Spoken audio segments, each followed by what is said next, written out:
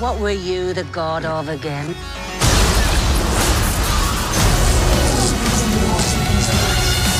All right, guys and gals, I am here with Mr. Andy Park, Marvel Studios. I'm gonna get this. Visual development supervisor. Right on. And concept artist. Now that's a crazy title, but if you were to explain that to someone like my mom, what do you actually do? Yeah, well, I lead, me and another, the head of visual development, Ryan Mannerding, we lead the visual development department. And what our department does is we design all the characters that you see in the Marvel Cinematic Universe, all the films. So we design the characters, and we also do keyframe illustrations, which are key story moments in any given film. So we're in the beginning of the process, where even sometimes even before there's a script, we're like designing characters, we're designing scenes to help inspire the directors, the producers, to kind of help visualize what the movie can look like. So I lead a group of artists, and I also do designs, and then we present them to the directors, to the producers, and come up with a visual look for the Marvel Cinematic Universe. One of the movies that is coming out soon, Thor Ragnarok, that's why we're here. Could you talk to me about, obviously you look at the comics and see what they do, but you guys are putting a modern spin or modern twist that stays true to the comics, but also breathes new life. Can you kind of talk about that process in your mind, or what goes into that? Because a lot of people, like, they'll see this and they'll be like, that is amazing, but they may not know the roots of how it all starts. Yeah, I think the fun part of what we do is because, we're not just coming up with things, out of thin air. We're basing these movies on the source material, which are like decades and decades of Marvel comics. The worlds that Jack Kirby and Stan Lee and so many amazing artists, have created through the years. So, whenever we do a film like Thor and Thor Ragnarok, we get to design characters, obviously like Thor. For this movie, Hela, introducing the female villain, Hulk in his, gladiator armor from World War Hulk storyline. So we got to take a lot of storylines from the comic book stories, and they kind of refigure it and make it, work in our universe. And so much of it is looking at the source material, and then the taste of the director. So in this case, Taika Waititi, I will sit down with him. We'll have conversations about what he's thinking about when it comes to like Hela, for these characters, for Thor. He wants Thor to have a new look that's fresh and different than his more traditional Asgardian look from the past two films, and even his appearances in Avengers and everything. So we'll look at the comic books. I'll look at all the different, because she's been drawn in various different ways. Her headdress, is portrayed in various ways. So, I will just paint as many different versions as I can. I'll do some that are, a little bit more realistic and grounded, and then some that are a little bit more pushed and like more comic booky, for lack of a better word. But the big challenge with Hela was her headdress. How crazy do you go? Your instincts tell you in the beginning, like, there's no way, a character that has, these horns that stick out like 5 feet, wingspan, can move around and fight. But that's exactly what Taika wanted, which I totally appreciated, because, typically you're always trying to pull it back and make it less comic booky and bring it a little bit more realistic. But he really wanted to embrace, for this movie, this one is going to be full-on Jack Kirby. We're gonna embrace the source material. We're not gonna pull punches. So it's a combination of source material, and then the director, and then of course the producers from Marvel and their input as well. You're incredible! I'm a huge Hulk fan. World War Hulk was one of the great Planet Hulk storylines, just amazing.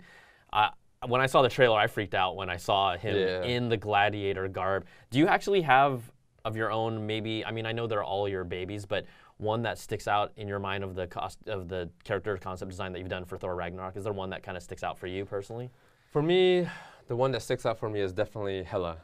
Like, designing Hela was such a treat because I think at the end of the day, because I'm a fan of comic books, and in particular Marvel comic books, because that's what I grew up reading, to be able to do a character that's so out there. It's not just like someone wearing, you know, tactical clothing, which is fun to do as well, but she's like a full-on comic book character with, you know, her cape and just her bodysuit to her helmet and the headdress with the antlers. It's just, you know, you can't get more comic booky than that. And then the icing was, you know, when they got Kate Blanchett, then it's just like, yep, that's Hela right there. Now I just cannot wait to see it all come to fruition. But the other thing, you don't always know who the actor or actress is going to be before you're concepting this. So does sometimes once you know who the person that plays that role, does it help direct you even more, or is a lot of times the concept you came with, they tend to find the actor that maybe you've even in your brain have modeled it after? You know, in any of the movies, have you experienced things like that? Yeah, majority of the times when because we're in the beginning stage, we're in the beginning stage of all the movie making process at the same time as the script is being written. So oftentimes there's no actor or actress that's already signed on for a lot of these roles. And that was the case for Hela. Like, I was doing a lot of designs, the other artists were doing a lot of designs for Hela. But then she got, you know, signed on pretty quickly. And then once, you know, you can apply the design that they're liking to the actor, you know, you adjust things to make it work. I mean, with the information that you have, you know, we don't always necessarily have like a body scan at that point, so we don't know exactly body proportions, but, you know, Google Images, you know, you can find a lot of stuff. Anything on Google. Yeah, I'm like, how tall is Kate, you know? Just Google That's it. true. And, you know, she's pretty tall. And then you can see pictures of them, so you can see, oh, okay, this particular actor, I'm not talking about Kate, but just in general, has a longer neck than this one. So you take all those things into consideration and try to cater the lines and the designs to flatter their proportions, their face. You know, oftentimes, you know, you don't want to just hide their face because they're beautiful. What do we do? We fight. A lot of other movies, people may not know that you've worked on, Civil War, Guardians of the Galaxy, Ant-Man. I have a question about just Guardians of the Galaxy and Thor. They both really, for the most part, take place off of Earth. Yeah. But they have different, you know, feels to them, right? Asgard versus just the galaxy. How do you kind of differentiate those two in your mind as well? Because they seem to have a lot more. You can be a little more playful with the environments that they're in as well. Yeah, because so many of I've been working on over here at Marvel for 7.5 years, and I've been working on all the films since the first Captain America. So many of our films, you know, took place on Earth, and you know, they deal with the Avengers characters and a little bit more grounded, you know, relatively speaking. But you know, in recent years, we've delved into Guardians of the Galaxy, Thor. So it's really the way you make the distinction is it came from the directors. With Guardians, it's fully James Gunn and his vision, and James Gunn's sensibilities. So much of what he loves, especially on Guardians of the Galaxy 2, is what's that called? Flash Gordon. You know, Flash Gordon, the pulp sci-fi novel covers from decades ago, like that was his inspiration for that film. So everything we did was in that vein. It kind of has this retro feel. You know, it's not like this ultra modern type of costumes and look. He always liked this kind of throwback to kind of that era. With Thor Ragnarok, Taika embraced Jack Kirby. So looking at the source material of Jack Kirby and his crazy colors and the way he designs chunky metal and kind of mechanical looking designs, he wanted that in Thor. So many of the designs, especially on Sakaar, that it's not these sleek, sophisticated, swoopy lines. They're very like chunky.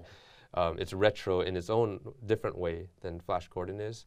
So it really comes down to like the vision of each of the directors, and that's how you're kind of able to get a distinct feel. You know, so you know, working on Ant-Man, with Peyton, you know, like there's a different feel that he has, and working on Civil War with the Russo brothers, like they've got this, grittier, very grounded, visceral action style, which is, very distinct from the way Joss Whedon, handled like the Avengers, which is very much more like superhero, like classic comic book, So it's really fun working here because every director has their own flavor, but we're still dealing in the same universe and the same characters, and it's so fun to see each director kind of doing their own spin on these characters. So even though this is the third in the trilogy, it's completely different than the last two. The first one was Kenneth Branagh, the second one was Alan Taylor, and